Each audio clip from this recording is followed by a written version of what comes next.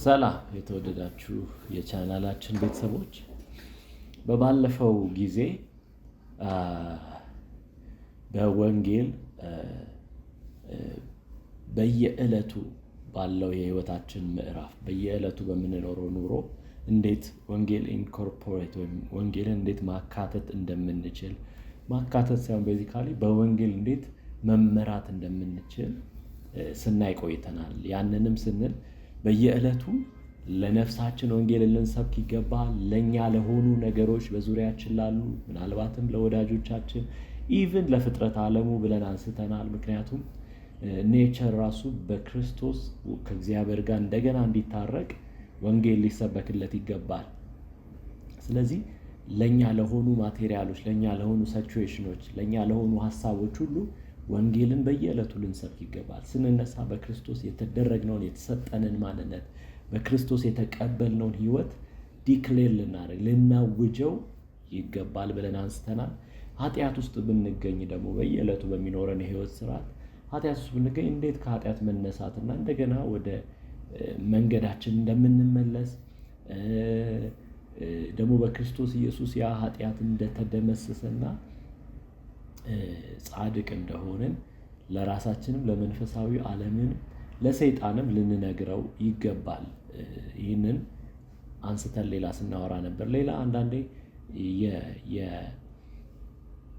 የመሸነፍ ስሜት ወይም ደግሞ የጥፋተኝነት ስሜት በሚሰማን ጊዜ ምን ማድረግ እንዳለብን አንስተን ስንነጋገር ነበር።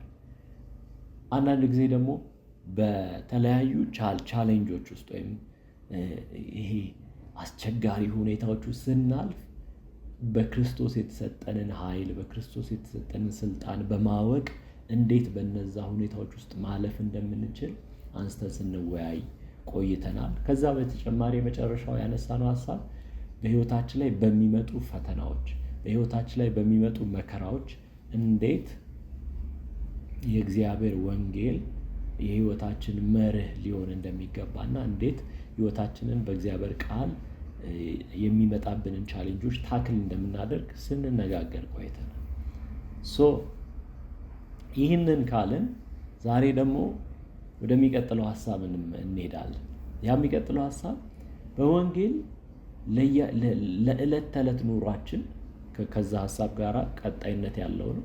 ለዕለት ተዕለት ኑሯችን ወይም ፕራክቲካሊ በህይወታችን ለምንንቀሳቀሳቸው እንቅስቃሴዎች የተገለጠው ኃይል። ይህን ስንል የሰው ልጅ በህይወቱ የመጀመሪያው ከራሱ ጋር ህብረት አለው፣ ሁለተኛው ከሰዎች ጋር ህብረት አለው፣ በሶስተኛ ደረጃ ከእግዚአብሔር ጋር ህብረት አለው። ምናልባት ከእግዚአብሔር ጋር የሚለውን የመጀመሪያ ልናደርገው እንችላለን ስለሆነ ማለት ነው። ስለዚህ በእነዚህ ግንኙነቶች ምናልባትም ደግሞ ከስነ ፍጥረት ጋር ብለን እንደ አራተኛ ነጥብ ልንይዘው እንችላለን። በእነዚህ ግንኙነቶች የእግዚአብሔር ኃይል ስለተገለጠ መልካም ያልሆነውን ከእግዚአብሔር ፈቃድ ውጪ የሆነውን በእግዚአብሔር የማዳን ፕሮግራም ውጪ የሆኑትን አካላት ወደዚህ ፕሮግራም ለመመለስ የሚያስፈልገን አቅምና አቅርቦት ሁሉ ተሰጥቶናል። ለምሳሌ ከራሳችን ጋር ባለው ህብረት ራሳችን ወርዚ እንደሆንን ልናቅ ለራሳችን ልንነግረው ይገባል። በክርስቶስ የተሰጠንን ፖዚሽን ልንይዝ ይገባናል። ከሰዎች ጋር ባለን ሪሌሽንሺፕ ሰዎችን ይቅር ልንል ይገባል። ምክንያቱም ይቅር ማለት እኛ የተደረግነው ስለሆነ እኛ እግዚአብሔር ይቅር ስላለን እኛ ሰዎችን ይቅር ለማለት አይከብደንም። ሌሎች ነገሮችን ይቅር ለማለት አይከብደንም። ለምን? እግዚአብሔር አስቀድሞ ይቅር ስላለን እኛ ማለት። ሰዎችን መውደድ አይከብደንም፣ እግዚአብሔር ስለወደደን። ሰዎችን መታገስ አይከብደንም፣ ከሰዎች ጋር በሰላም መኖር አይከብደንም። ለምን? ኦልሬዲ እግዚአብሔር በክርስቶስ አማካኝነት ያንን ህይወት በውስጣችን ስለሰጠ።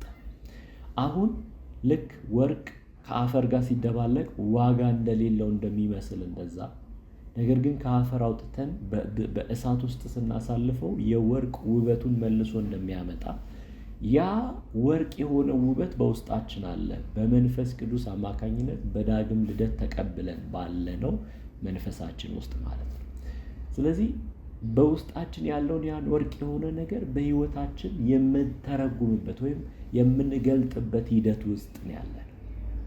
ስለዚህ በምናልፍባቸው መንገዶች ሁሉ ሰዎችን ይቅር በማለት ይገለጣል፣ ሰዎችን በመውደድ ይገለጣል፣ ከሰዎች ጋር ሰላም በመሆን ይገለጣል፣ በደስታ፣ በበጎነት፣ በታማኝነት፣ በየዋህነት፣ በብዙ አቅጣጫ በጀንትልነስ በብዙ አቅጣጫ ይገለጣል።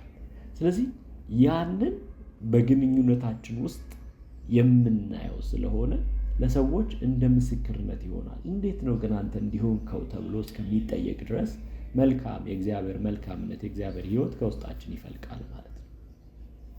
ሌላው የእግዚአብሔር ኃይል በወንጌል የተገለጠበት መንገድ ማንነታችን ወይም ደግሞ የኛ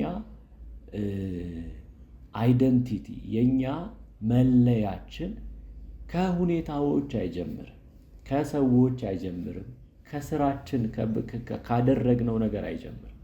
የኛ አይደንቲቲ ከእግዚአብሔር ይጀምራል ማለት ነው። ስለዚህ ስንጠራ እግዚአብሔር ለርስቱ የተለየ ወገን ቅዱስ ሕዝብ አደረጋችሁ እንደሚል እኛ ቅዱስ ሕዝቦች ነን፣ ለርስቱ ደግሞ የተለየን ወገኖች ነን። የንጉሥ ካህናት እንደሚል ነገስታትና ካህናት ነው በእርግጥ የሚለው ቃሉ፣ ነገስታትና ካህናት ነን ማለት ነው። ለምን? በክርስቶስ ኢየሱስ በተሰጠን ሕይወት። ስለዚህ ማንነታችን ከሁኔታዎች እንደማይጀምር ስለሚገባን ሁል ጊዜ በእግዚአብሔር ደስ ይለናል፣ በክርስቶስ ደስ ይለናል። መጽሐፍ ቅዱስ በፊልጵስዩስ መጽሐፍ ላይ እንደሚናገር ሁል ጊዜ በጌታ ደስ ይበላችሁ እንደሚል ሁል ጊዜ ደስ እንዲለን የእግዚአብሔር ፈቃድ። ለምን? ኦልሬዲ ማንነታችን ከሁኔታዎች ጋር የተያያዘ አይደለም። ካደረግነው ነገር ጋር፣ ካለን ሰው ጋር፣ ካለን ነገሮች ጋር አይደለም። እዚህ ምድር ላይ ያሉ ሰዎችን አይታችኋቸው ከሆነ የነሱ ባለስልጣን ዘመድ ካላቸው በቃ እኔ እኮ የእንትና ዘመድ ነኝ፣ ኦር ደግሞ በጣም ባለጠጋ የሆነ ሀብታም የሆነ ቤተሰብ ካላቸው ወይ አባት እናት ካላቸው የእንትና እኮ ልጅ ነኝ። ገብታችኋል? ሰዎች ራሳቸውን ዲፋይን የሚያደርጉበት መንገድ በጣም ምድራዊ ነው። ጥሩ ቤተሰብ ካላቸው ጥሩ ቤተሰቡን ሜንሽን ያደርጋሉ። ጥሩ ጓደኛ ካላቸው ጥሩ ጓደኛ፣ ጥሩ የሚያውቁት ሰው